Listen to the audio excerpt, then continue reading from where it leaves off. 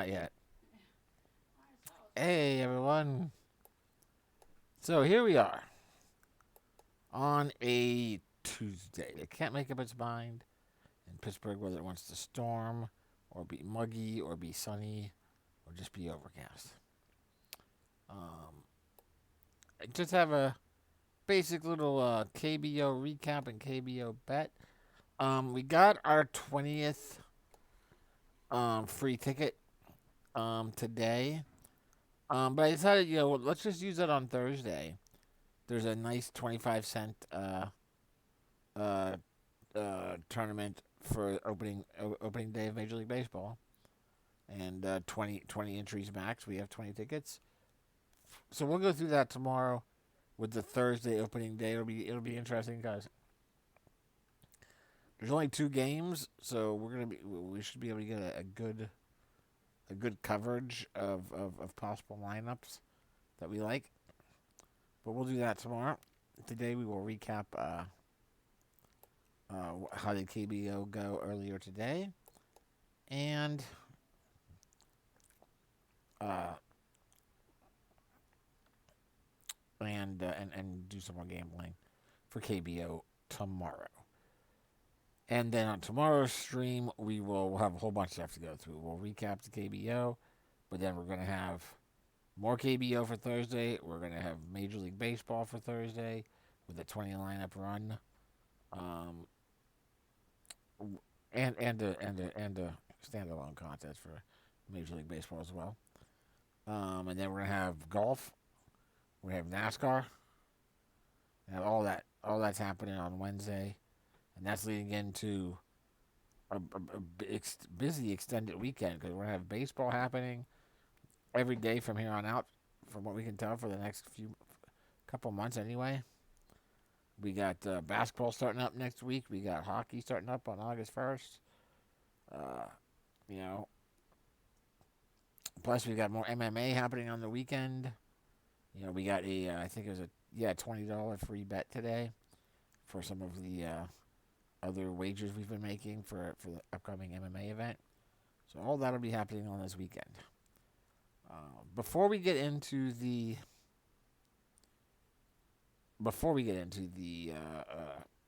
betting, let's do the daily memory. This is going to be today is what, July 21st. This is day 15 of 366.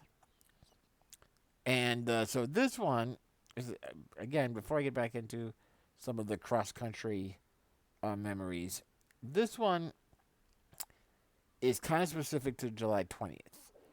Obviously, now today's the 21st, but on July 20th in the year 2012, the movie Batman: The Dark Knight Rises premiered. Um, and that opened on the 20th. And we went to go see it the next day. We went to go see it on the 21st. And there were some crazy people out there. I mean, there's always crazy people out there. But there was some lunatic that had tried to put on Joker makeup or did put on Joker makeup and went into a theater in Colorado, I think it was, and had shot a bunch of people. Um, because that's what the Joker would do, which the Joker would not do. But so that all happened, and the next day, obviously, tensions were high. People were, hey, how's it going? I'm telling my daily memory right now. Um, and so tensions were high. So me, Karen, Dave, my friend Gary, who's a big gambler with me, his daughter Laura, her children, Jarrett and Joelle, who were both um 15 at the time. They were around 15. And then our two friends, Nick and Leslie.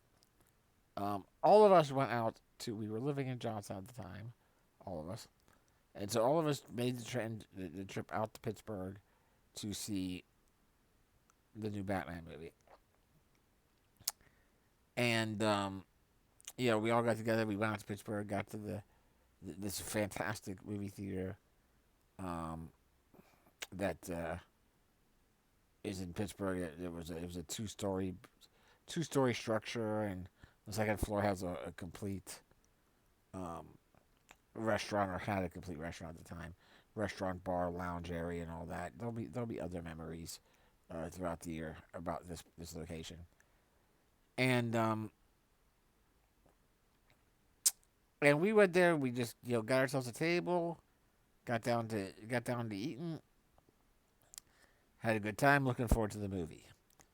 So we're making our way to the movie where they have these VIP seats that you can buy tickets for. And back then they had ushers there every day, and would take you to your seat, and they would check your tickets to make sure, okay, are you supposed to be here? Is this your seat and all that? So we're making our way to the VIP area, and there's restrooms, up on the second floor along the way. And so Jared, who is Laura's son at the time, and still is actually, and we passed by one of the restrooms, and he checks out. It's one of those standalone, like, handicap, diaper changing. Like, it's just one. It's just the bathroom. Like, if there's one person in it, they lock the door. No one else goes in. And so he knocks on the door to see if anyone's in there, and someone's like, ah. So he's like, okay. So he knows, okay, there's someone in there, so I can't go in there. And he winds up leaving. He winds up joining up with us again. And moments later, this dude comes out of the bathroom and comes up behind this 15-year-old kid, Jared, and kind of like confronts him and is like, yo, what's your fucking problem? And Jared's like, what? Like, and he's like, and the guy's like, yeah, fucking knocking on the door. And so Laura's like, excuse me? The kid's mom, is like, excuse me? What's going on here? And the dude essentially just attacks Laura, like, out of the blue. And, like, grabs a hold of her. So Gary, who is Laura's father, jumps into the fray, grabs the guy, and, like, pushes him back. The dude reaches down, bites Gary, like, bites him. And meanwhile, Karen and I and Dave were ahead of the group getting into the theater.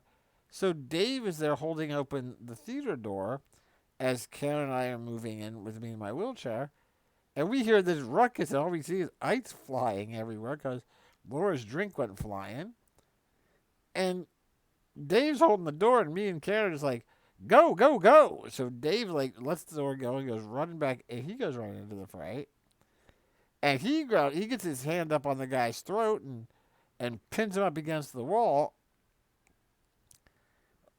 Karen and I turn to come back down the hallway to try to see what the hell is going on here.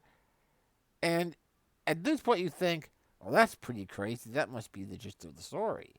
No. At that point, a guy that we've never seen before comes running out of a completely separate theater, not the one we were going into, with a gun drawn.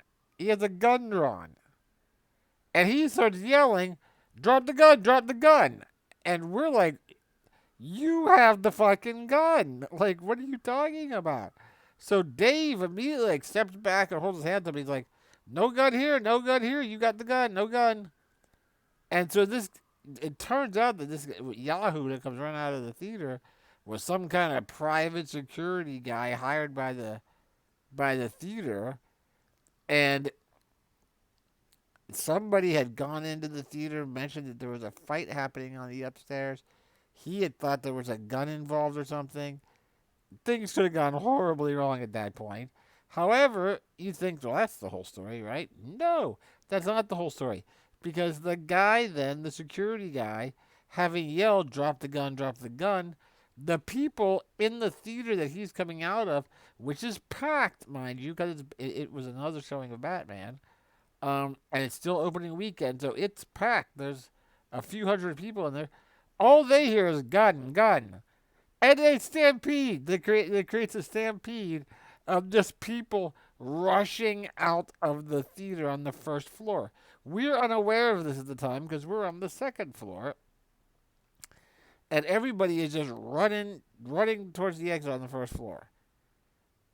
And so then, everybody kind of gets everybody calmed down on the second floor. The dude. Next thing you know, like within moments, there's cops are showing up, and everyone's explaining, hey, here's what happened. Here's, they separate everybody out and are asking, okay, what happened? What happened? And the dude that confronted Jared, he's on the floor wearing with handcuffs on, and this is all happening within like 5 minutes. It's a real quick. I don't know if they had contracted and had cops out in the parking lot as well, based on what had happened the day before, or what the deal was. I don't know but the cops were there way quicker than like somebody calling them and showing up. Like they were there instantly, and nobody thought to go, yeah, the fucking security guy came out with a drawn gun, because that was not the concern. I mean, the guy put the gun away pretty much immediately upon realizing, no, nobody has a gun here. But it was certainly inappropriate to come running out with a gun like that. Um, but anyway, so the dude is in handcuffs. He's sitting on the floor. He's up. He's clearly drunk out of his head. And this was an early showing. We were seeing like it was like a 6, I mean, not early, but like an early evening. It was like a 6 p.m. or 6:15. We were seeing something early. Um, and he was already, like I said, totally drunk. So that in the midst of this, a lady and a child come walking down the hallway carrying popcorn and drinks and candy and stuff like that. Kids probably, I don't know, 6, 7, something like that. Um, Thrilled, excited that he's going to go see Batman. He's skipping, and as they approach the way the theater is set up on the second floor is there's a long hallway, and it leads you to kind of like this octagon shaped room with 6 to 8 doors around this small circle, a small octagon that lead off into the different theaters that have the VIP seating areas, and that's where all these cops and where we are, and this guy's on the ground with the handcuffs and everybody. And as they come walking through there, it becomes evident this is the guy in handcuffs. This is his wife and child. It's it's his wife and child. And the wife's reaction, swear to God, the wife's reaction when she sees the husband sitting on the ground with the handcuffs is not again. Not again. With just this defeated attitude of just like, not again. Turns out that the guy is actually a pediatrician. So he's a children's doctor in Pittsburgh who has subsequently lost his license. Um, but and so then we find out about the stampede down below. They cancel the movie. Um, Everyone they have all of us come downstairs. Everyone involved. So me and Karen and Dave and Nick and Leslie and Laura and Jarrett and Joelle and Gary and everyone. We're all downstairs, and they separate all of us, and they ask us all questions just to get our stories, and obviously, I mean, all of us have the exact same story because that's what happened, and so then and then the movie theater was like, obviously, super apologetic, and you know and they gave us free tickets to that movie, and then extra free tickets to use to whatever other movie we wanted, for the rest of the year, and then gave us vouchers for free popcorn and candy and stuff like that, and then and then we went to go see a later Batman movie. They gave us access to that for free. Um, that was a little. It was a little. First of all, the movie as a whole was disappointing, because that's my least favorite of the Nolan Batmans. But it wasn't disappointing. It just wasn't as good as the first two. Um, but then, I think it was, Joelle had kind of a, like, oh my god, someone with so she wasn't really able to enjoy the movie at all, and so it kind of wrecked the whole thing. But it's 100% a crazy memory, of just an event that we went through that was, again, similar to the flood in Nebraska, that we just happened to be there when it happened. And then there's people running around with guns drawn and screaming and stampedes, and drunk pediatricians and confronting 15-year-old kids, and all that. And it's on YouTube.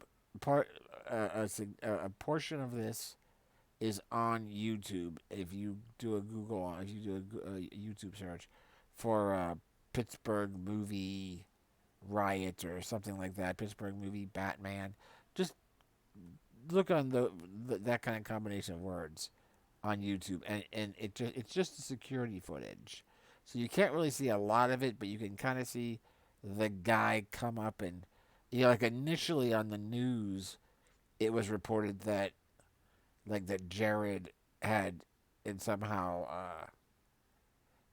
antagonized the guy or something like that, but then it was cleared up later, although the news never really broadcast that properly.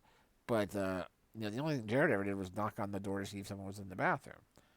Um, but yeah, so you can see a security footage video of it on YouTube.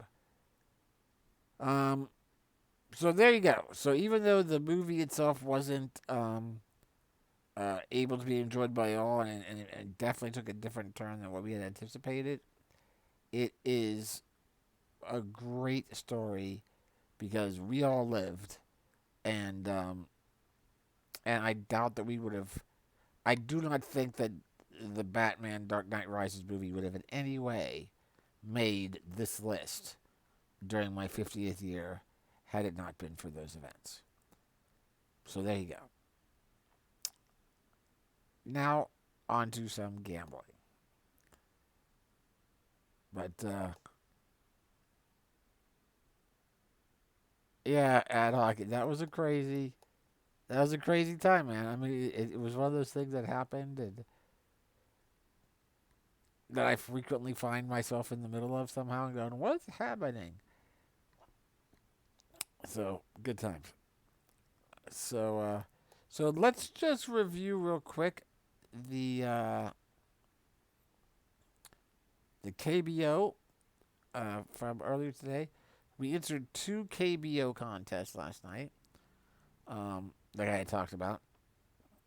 Both did fairly well, and one of them we finally did have broken back into the Wooded column. We'll see where we can carry it from there. This is the one. Yeah, it was a crazy story. It was a crazy happening. It was just when the dude came out with the gun drawn. I mean, drawn, not like gun on his hip or something like that. He had the gun drawn, both hands on it. You know, and he wasn't pointing it at anybody. He was pointing it at the ground, but it was out, and it was just like my brain for 1 second thought, "Holy shit, this is happening." So here's the first lineup that we had.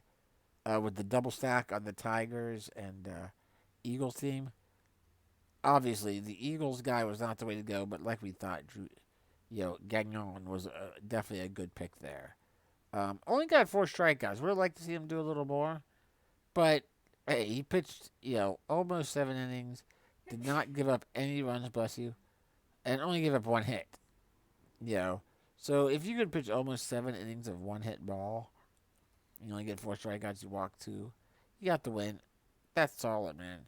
You can't complain at all about 25 points. But that's you too. Kim obviously did not do. The Tigers were ready to pound them. And then again had a good, decent lineup.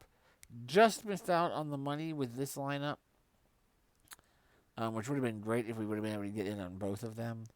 Sungbum Na had a great day with his 2 hits and 3 runs, a double, a home run, a hit by pitch. Every time he was on base, he wound up scoring. So good work there. Na at only 6.1%, getting 12 points. I had hoped that would be enough to get us in there because that's a nice low ownership and decent results. But overall, just barely miss out on this one. Our secondary lineup that we talked about is right here. And this one we did get into the money. This was in the 3,800 person tournament, and it finished 600 and something, 669th, which was good enough for money. And here you can see it was definitely the pitchers. This is where I talked, I'd said, the more I looked at it, the more I liked the idea of maybe going Cantara and Gagnon. I mean, those two alone scored almost 60 points for us. So that was big. Again, everybody contributed, which was nice. We went with the Lions and Tigers stack on this one, and not bad. Not bad. I mean, we got 2 RBIs here, 2 RBIs there for the Tigers. Another RBI here. So not bad. Overall, it probably would have been better to go with a full 5 stack on the Tigers. But both stacks worked. Both stacks contributed. Got us enough points. Got us a $30 win. So we're back on the positive side for KBO. And now we'll see if we can carry that in to tonight. Right now, I have not looked at this at all yet, so we will be building our lineup here together. There we go. So, first of all, looks like there's a couple of rain issue possibilities. All right. Here with the Tigers and Eagles, and here with the Lions and Dinos. So thank you. That's my my scene swipe there. Yeah, I like it. But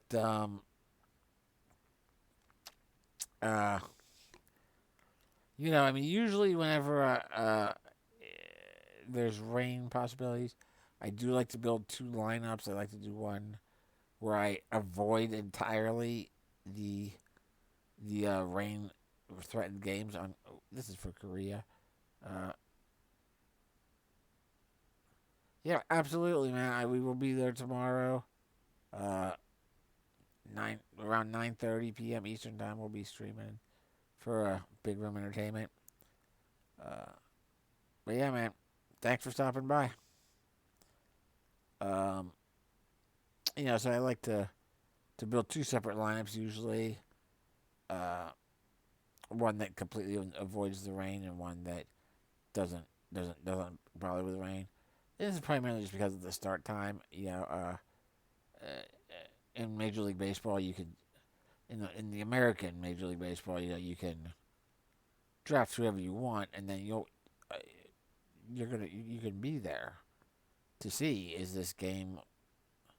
What's it look like? You can make your changes if you have to. Um, prior to that is the trickiest thing about baseball. Is that they'll start the game, uh, and you might get an inning or two in or three, and then once that happens, all your players are locked.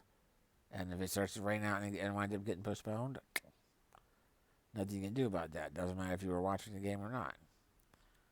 Um, so baseball, really more than any other sport, is the most important to try to keep an eye on the weather. Um, all right, let's take a look. Where am I at here? All right. So let's pull up some of the starting lineups and value charts for today. So looking at this, obviously, if we're going to build something ignoring the rain, the first question is, everybody, who's pitching against the Eagles? In this case, it is Hyun Jong Yang. Hyun Jong Yang is not a great pitcher, and yet he's 8,600. Why is that? Because everybody at DraftKings has apparently caught on that if you're going against the Eagles, people are going to buy that pitcher, which I've been saying for 2 months now. This guy has given up 11 home runs. That is remarkable.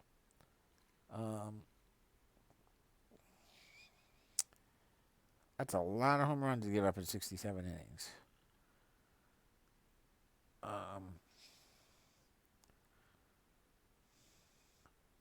ERA above 6, WHIP above 1.5.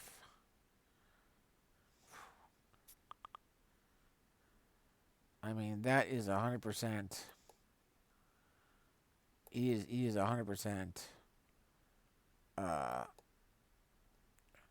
costing that much because of who he's pitching against. Hold on 1 second here.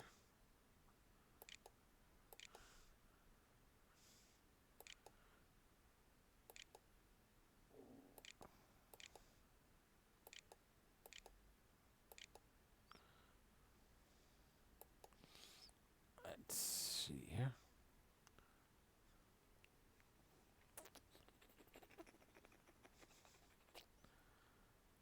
So even though he's going against the Eagles, I have a hard time paying 8,600 for that.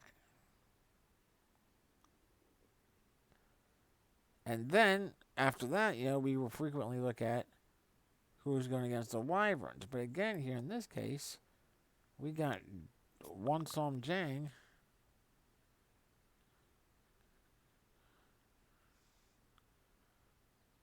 Oh, okay.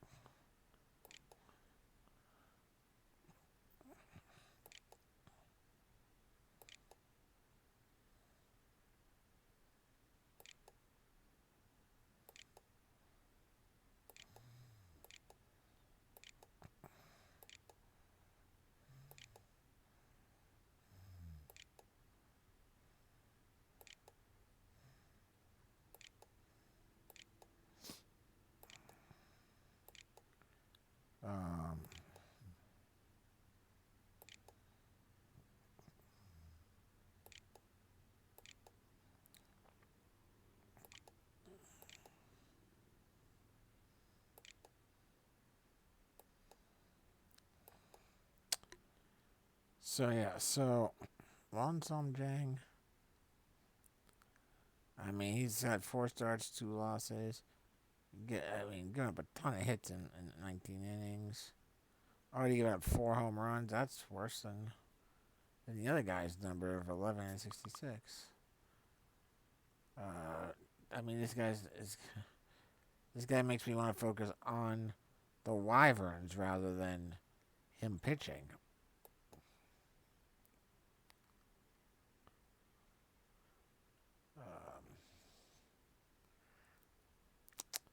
Let's see, then we got Rucinski. Probably got to look at him. I mean, he's 10,000, but 9 wins, 1 loss, averaging 21.2, 73 strikeouts, 24 walks, a whip down close to 1.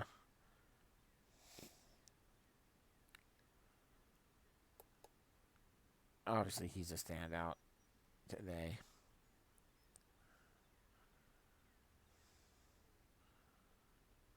Now, here's the guy pitching for the Giants are the other team, next lowest team in runs scored, I think, right? Yep. Yeah, the Giants are the only team other than the Wyverns and Eagles to be averaging less than 5 runs scored per game. It's close to 5 runs scored per game, but it's the only other team under. So, what's the deal with Ji Lee? Jun Wook Lee. 4 wins, 2 losses. A lot of walks. Not too many hits. Decent ERA.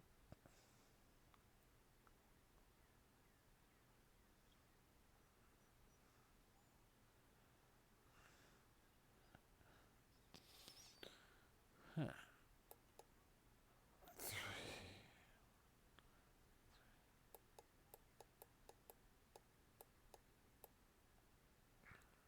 Hmm.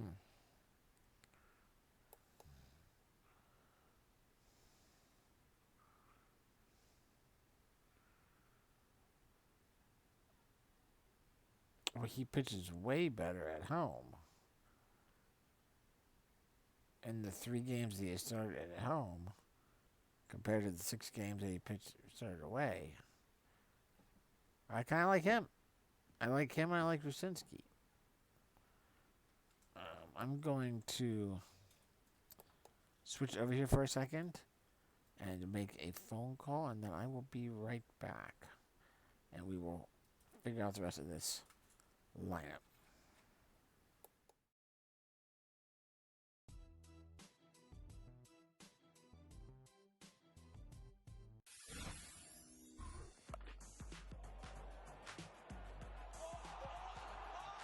That is Brents to his feet to applaud. A piece of mastery in terms of athleticism. What an absolute ripper that is. Leon has it deflected. Up to the over. Yes, for a pass. That's amazing. 56-yarder, just like last week against Pittsburgh. Kick is blocked. Georgia Tech blocks it. The Jackets pick it up The FedEx Media Hotline. If you are a customer, press 1. If you are a reporter on deadline or a FedEx team member with an urgent message and need to speak to a media specialist, press 2.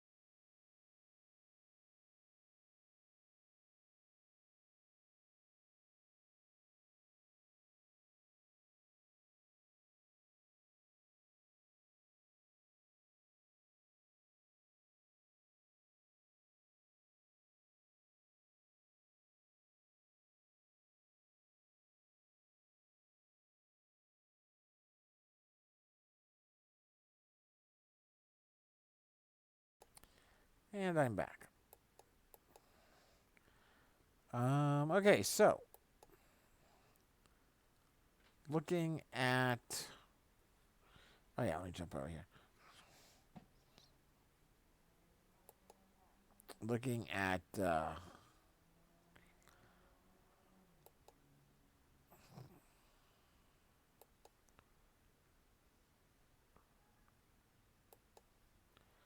who would we draft? So far, I definitely like. I like Lee going against the Giants. I like Rucinski at home against the Lions. Lee pitches much better at home than he does on the road. Take a look at Cuevas. Where's he standing? 5 wins, 2 losses, 3-1 strikeout to walk ratio. Not bad. Definitely a good last game. That was over the Eagles, I think. Was it over the Eagles? No. Yeah, it was over the Eagles. Yeah.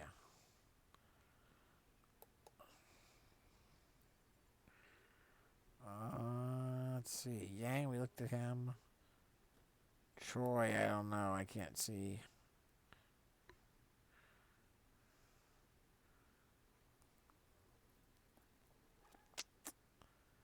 No. Can't see spending $8,000 for that. Tie in one.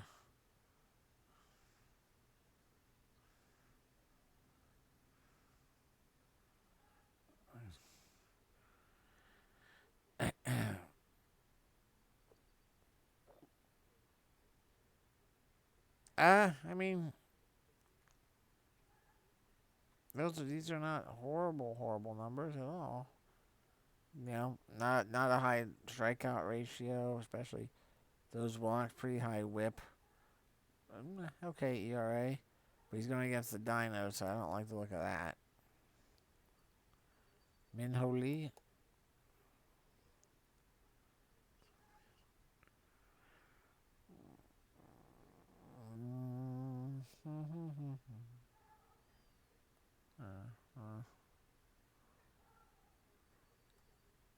It's a good. I mean, he's got a good ERA here. Decent WHIP, good batting average against. He's going against the Wiz. Well, he's really pitched heavily at home. He's on the road here. The one game that he pitched on the road, he won, only giving up 1 hit.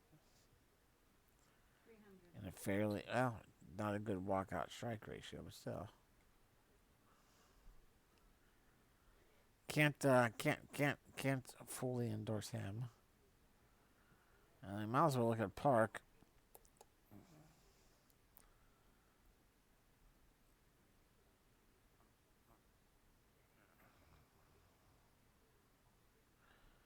So this is going to be his first start. This will be his first start, okay. He's appeared in 25 games this year. Picked up 3 wins. Picked up 1 loss.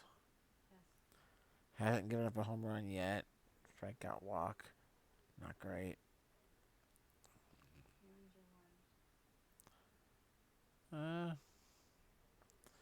Hard to say. Seeing how it's going to be his first start.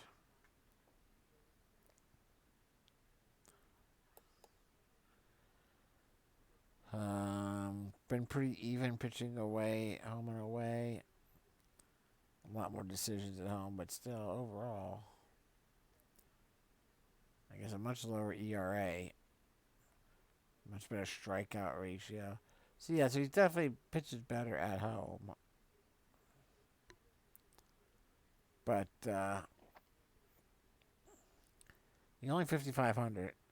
But he is going against the Heroes, and they're not a walk in the park lineup for sure.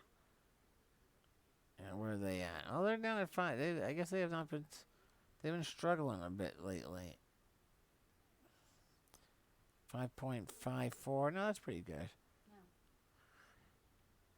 No. 1, 2, 3. They're fourth. They're fourth in the league in runs scored. Behind the the Bears, and the Dinos.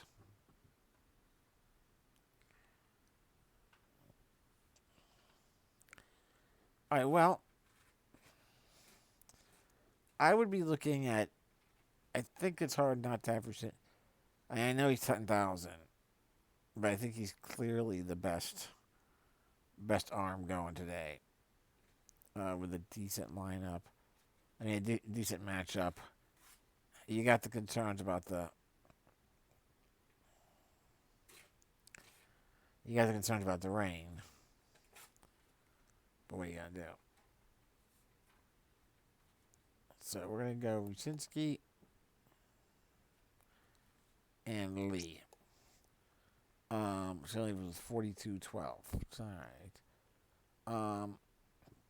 Try to keep an eye on some of the weather and see what the call is there. And now, who do we want to target? Well, we kind of want to look at getting some Wyverns. Not too many, of course, because they're still the Wyverns. Wyverns should be a good pick. And maybe the Heroes. I kind of like the Heroes there. Not really. It's not really.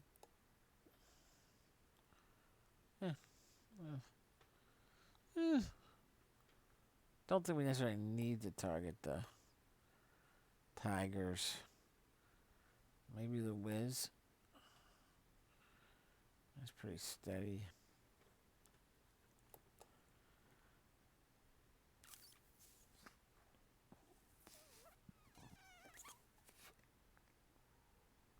That's really weird. Minho Lee's only played in one away game. And in that one away game, he really dominated.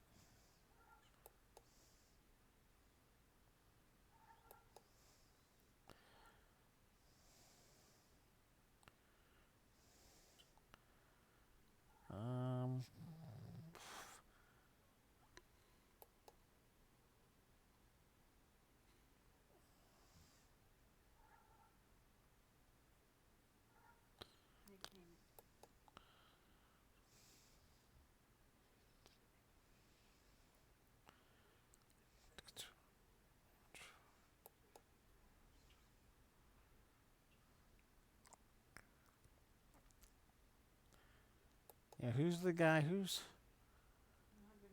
is it that's giving up all the home runs?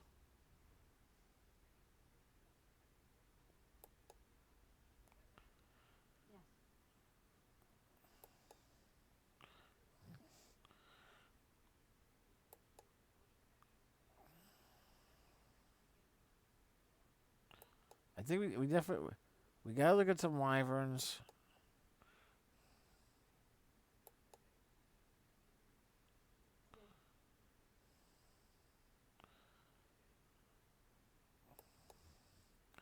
Maybe look at some Tigers because that home run potential there.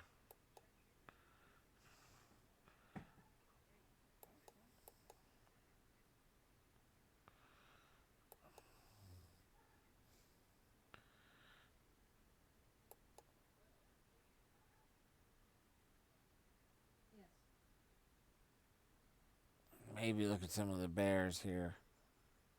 9 home runs there.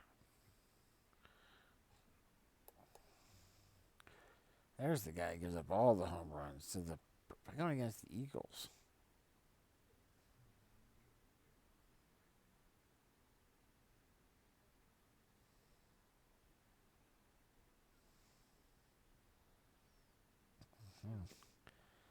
Man, okay. Well, we're gonna have to look. We're gonna have to at least look at some Eagles. Let's look at some Wyverns. some Bears, and some Eagles. Yeah, that's always the way to go. Go about focus on the two lowest scoring teams for your hitters. How could you go wrong with that lineup? Take your medicine.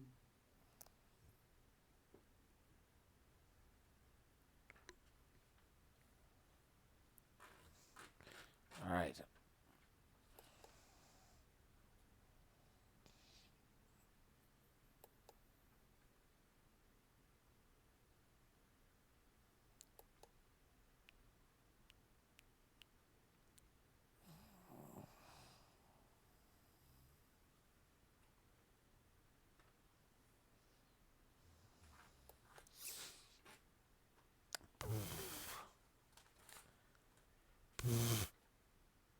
Jose Fernandez will probably be looking at him.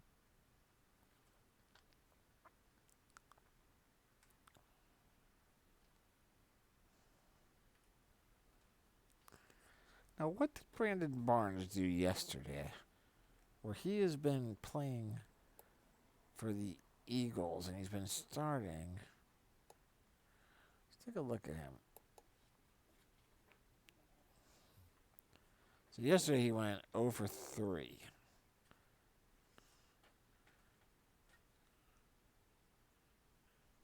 He still got 2.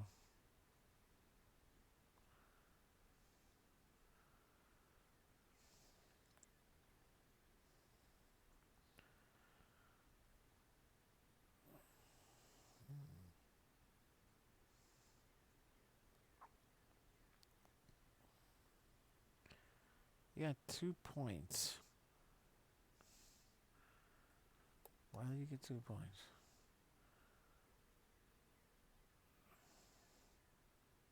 Well, you don't get points for striking out.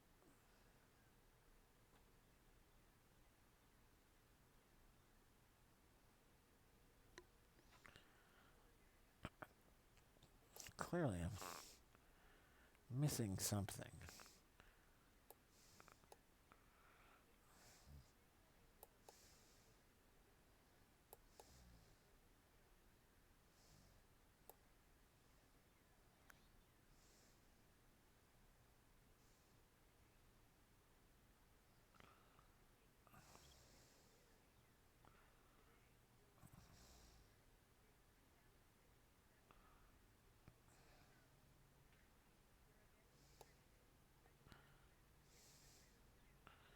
Was he maybe hit by a pitch?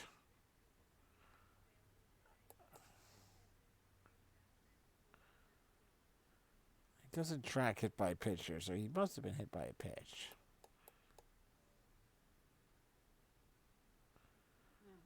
To get those 2 points. I mean, he's batting cleanup.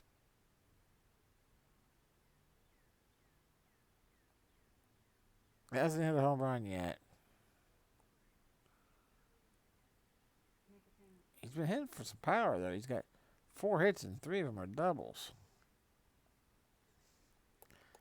I don't know, man. I don't know.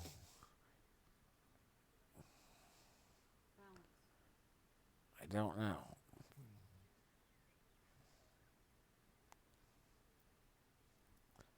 The pitcher, Yang here, has given up 11 home runs in 67 innings pitched. He's given up 7 home runs on the road. But he's pitched more on the road. It's about the same. It's about the same ratio-wise.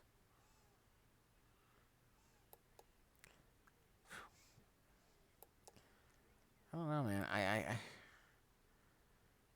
I think I'm gonna.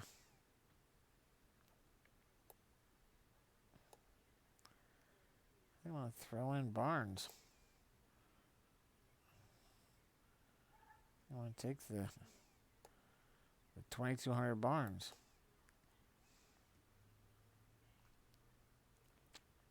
Right.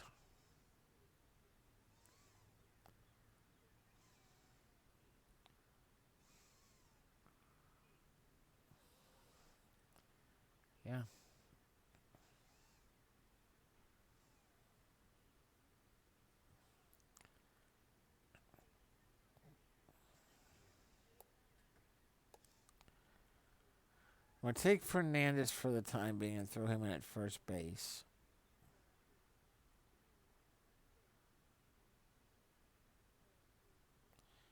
That's going to take us down to 42-33. So,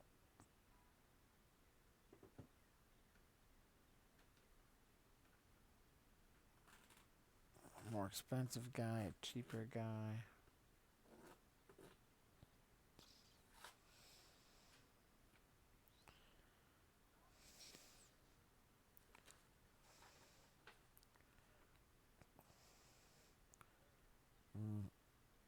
Yeah, we might.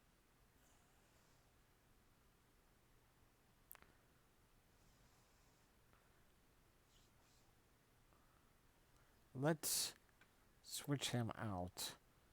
Instead, we'll go JLO here at first base.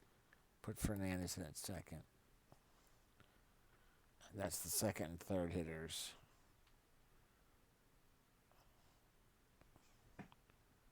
Right there. Now the question is, can we afford or do we want to go with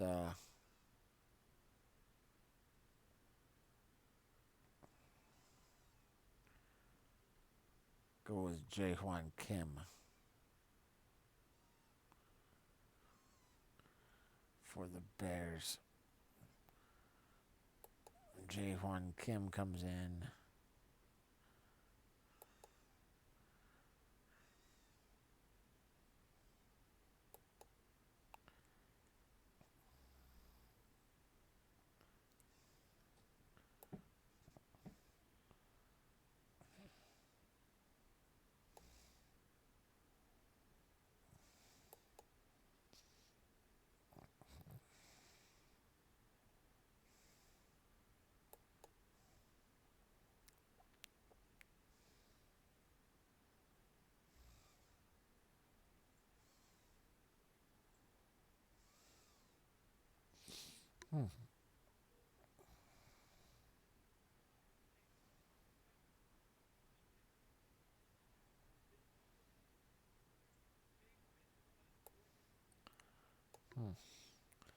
He's done fairly well against the Heroes, but not necessarily great against pitching at home or hitting at home. 5,200, huh? If we took him in the outfield, we'd still love to get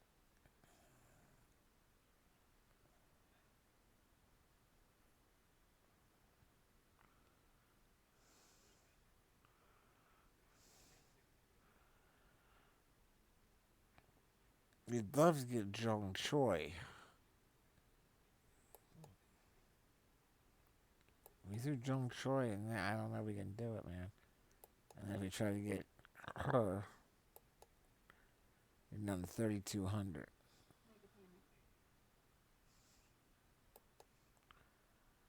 With a catcher and an outfield position left.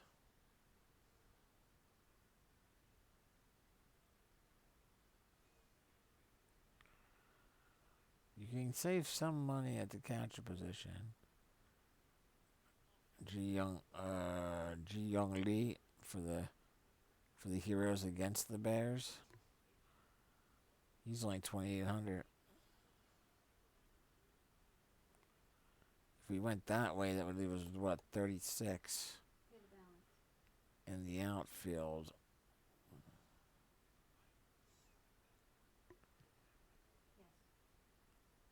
Which means we could go Cheng Jin Lee batting leadoff for the Tigers against the Eagles. We could go Jung Dae-bae batting sixth for the Wiz.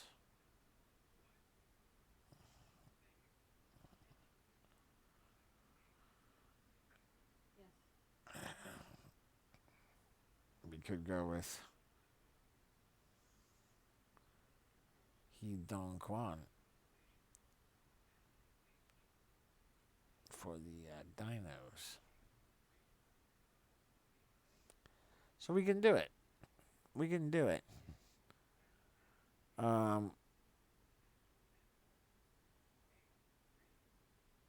I definitely like having Fernandez, Choi, Kim, and her in there.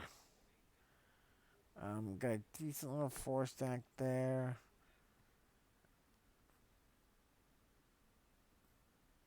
Heck, we could.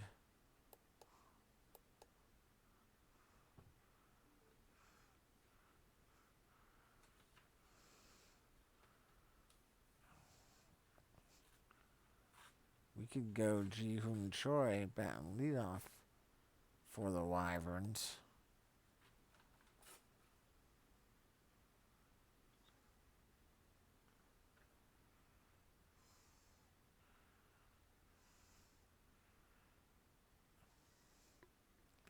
If we wanted to.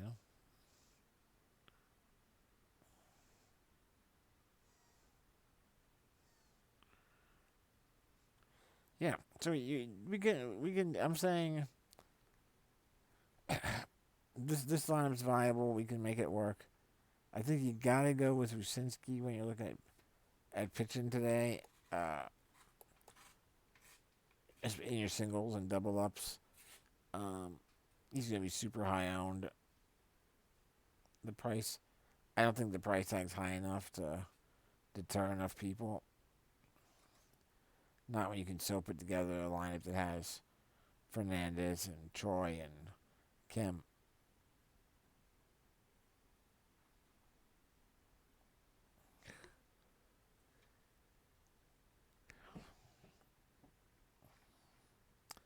And I like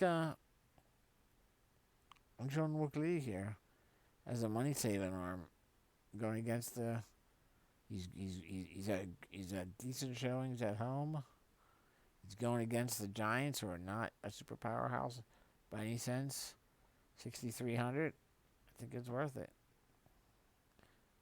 So we'll see. I don't know if I'll wind up building a second lineup here or not. This one is obviously mostly ignoring the rain threat. Our primary pitcher is for the Dinos. If that gets rained out, then we're losing a lot there. Otherwise, we just have the one player for the Eagles that's threatened by rain here. So I might build a secondary lineup and completely avoid the rain. If I'm looking at completely avoiding the rain, then I'm definitely going with Jung-Wook Lee as a pitcher. And then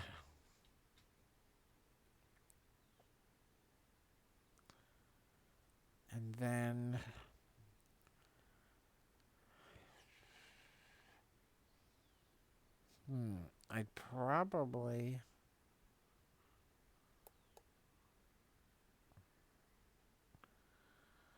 probably have to look at Cuevas then.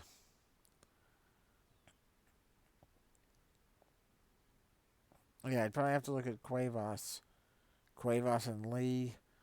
That's going to give you an extra $1,000. So you could still go with much of the same lineup. You could still go with J.L.O. at first base, Fernandez, and her, all from the Bears, and Jae-Hwan Kim for the outfield from the Bears. You could still go Jung Choi for the Wyverns. Drop Barnes. Yeah. I'll probably make a secondary lineup and put that in there, but we'll see how that goes. So there you go. Tomorrow we will be touching base again. Going over KBO, and then lots of gambling stuff tomorrow to get ready for Thursday. So take care. Be safe out there. Keep having fun. Keep gambling. And good luck.